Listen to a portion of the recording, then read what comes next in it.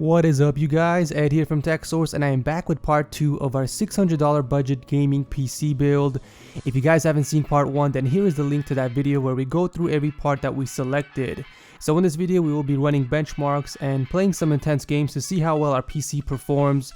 We are also going to be giving this PC away to one lucky subscriber, so stay tuned for the instructions. So let's start off the video with the benchmarks, the first being Cinebench with an FPS score of 84.92 and a CPU score of 419. Now keep in mind that this CPU is not overclocked, and as I mentioned before in the previous video, you can overclock it up to 4.1 GHz if you like, although I do strongly recommend you getting an aftermarket cooler if you choose to go that route.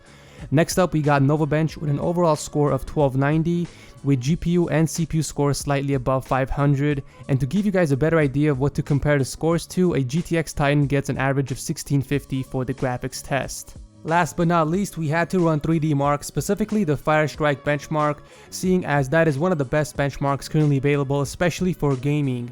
So we got a score of 3739, and for the parts we chose, this is actually an impressive score. But enough about the benchmarks, let's go ahead and check out the gameplay. Alright, first up we got Batman Arkham Origins. We played it both on max settings and regular settings to give you guys a better idea of the PC's performance. So for max settings, the CPU and GPU both reached 58 degrees Celsius, and for regular settings we have slightly less temperatures, with the CPU being at 39 Celsius and the GPU being at 46.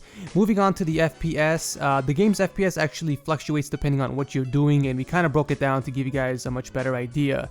Here are the differences in FPS on high and regular settings. So for normal combat situations using gadgets and roaming around, we get an average of 48 FPS on max settings compared to 60 FPS on regular. Moving to intense fighting scenes and cinematic shots, we get average of 33 FPS on max settings compared to 60 FPS once again for regular.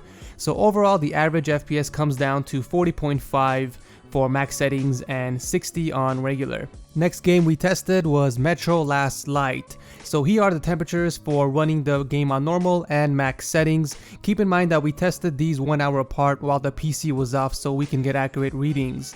On normal settings, the CPU reached 57 degrees Celsius, while on max it only increased by 2 degrees. GPU wise, we got readings of 47 degrees on normal and 49 on max settings, so really not much of a difference there when it comes to temperatures. Moving on to frames per second, we got a surprisingly low 11 FPS on max settings just from moving around without any action going on, which is completely unplayable. And switching it back to regular, we jumped up to 60 FPS without any problems.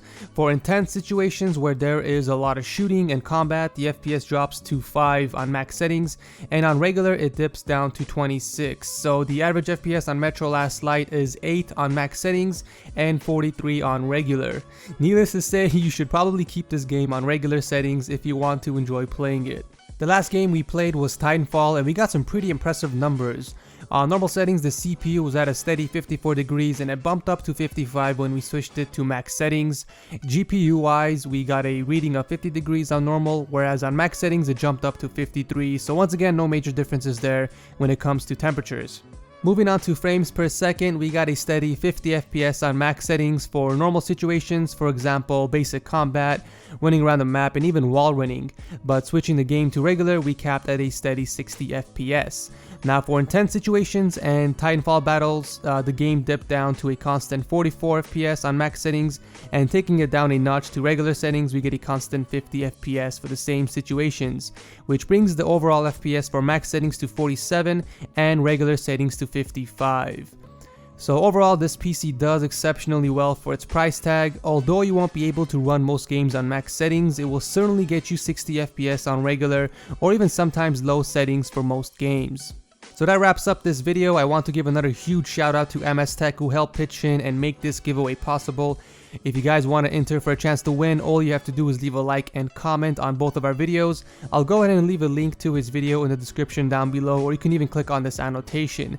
Now for those of you that are a patron of TechSource, I will automatically include you in the final list of the giveaways. You don't have to do anything else.